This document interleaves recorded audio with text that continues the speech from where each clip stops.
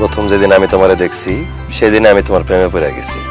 আমারে বিয়ে করতে হলে অনেক টাকা কাবিন দিতে হবে। আপনি পারবেন এত টাকা কাবিন দিয়ে আমারে বিয়ে করতে? 10 লাখ টাকা কাবিন দেওয়া হলে আমি তোমারে বিয়ে করতে চাই। আমার গায়ে হাত দিবা না। আমি তোমার স্বামী, আমি কেন তোমার গায়ে হাত দিতে পারব না? আমার কাবিনের 5 লক্ষ টাকা পরিশোধ না করা পর্যন্ত তুমি আমার গায়ে হাত দিতে পারবা না, আর আমিও তোমার স্বামী হিসেবে মাইনা নিব না।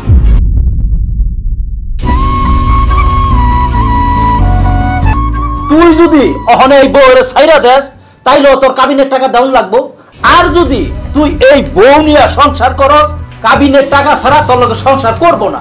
বকুল যেহেতু কাবিনের টাকা ছাড়া আমার সাথে সংসার করব না, আমি তার কাবিনের টাকা দিয়ে দিব।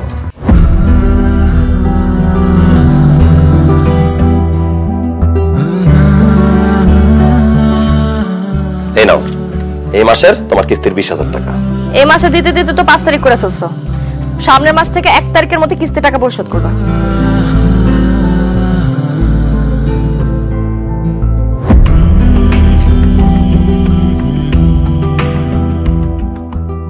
তুই রিকশা চালাস, এই কথাটা তুই শুই না কষ্টে আমার বুকটা ফাইটা যাইতাছে। বকুলের প্রতি মাসে মাসে এই কাবিনের কিস্তির টাকা দিতে হইব। আমার দোকানটা অনেক আগেই বন্ধ হয়ে গেছে, এই জন্য বাধ্য হয়ে এখন রিকশা চালাই। এই আংটিটা নিয়ে বিক্রি কইরা তুই তোর বড় ওই কাবিনের কিস্তির টাকাটা দিয়া দে।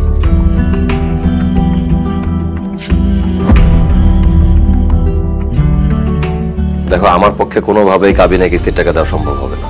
আমি তোমারে হাত জোর করে অনুরোধ করে কইতেছি, বাকি কাবিনের টাকাটা তুমি আমার মাফ করে দাও। কাবিনের টাকা মাফ করে দিব মানে? তুমি কি পুরুষ না? তুমি কি কাপুরুষ? তোমার কাবিনের টাকা লাগবে তো আমি দিতেছি তোমার কাবিনের টাকা। এখানে 5 লাখ টাকা আছে, এই নাও। আজকে থেকে আমি তোমার স্বামী হিসেবে মাইনা নিলাম। আমি যেহেতু তোর কাবিনের টাকা দিয়ে দিছি, আমি তোর লগে সংসার করব না। বাইরে হ আমার বাড়ি থেকে।